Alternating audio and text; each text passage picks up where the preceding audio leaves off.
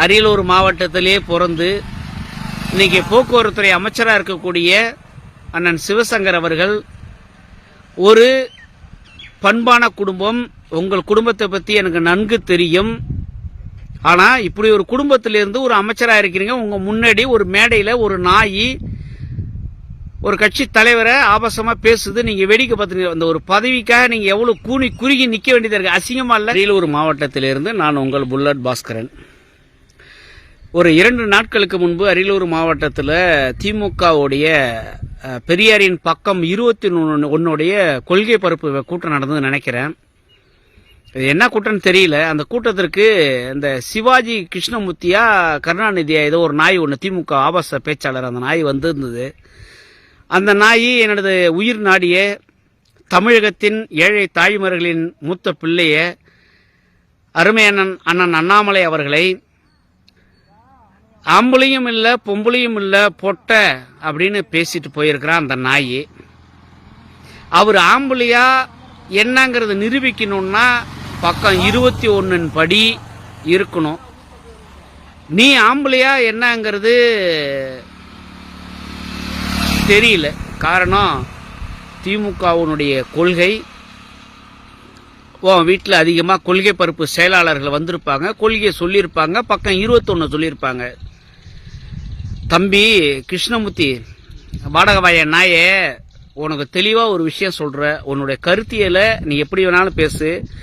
தனிப்பட்ட நபரை நீ தாக்கி பேசுறது ஒரு நாகரிகமான அரசியல் நீ நினச்சி பேசுனா, நாயே, தமிழ்நாடு முழுவதும் நீ எங்கே போனாலும் சரி, உனக்கு ஈக்குவலாக பேசுறதுக்கு ஆள் இல்லைன்னு நினைக்காத.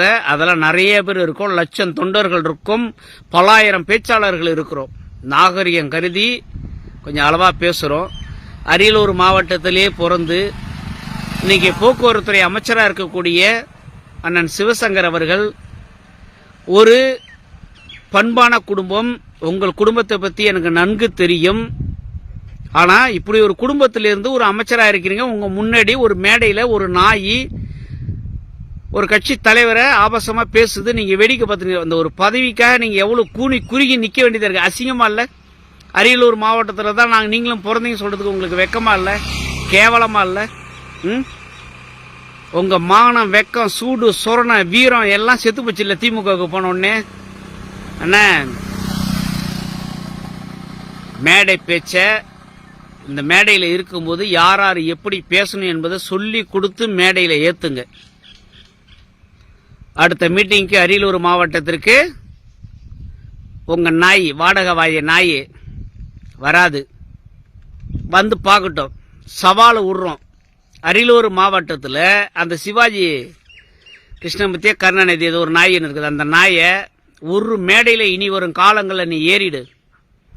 ஏறி எனது தலைமை அண்ணாமலையை பற்றி ஒரே ஒரு வார்த்தை நீ குறையா பேசிடு. இந்த அரியலூர் மாவட்டத்தை தாண்டி நீ எப்படி போறன்னு நாங்கள் பார்க்குறோம்.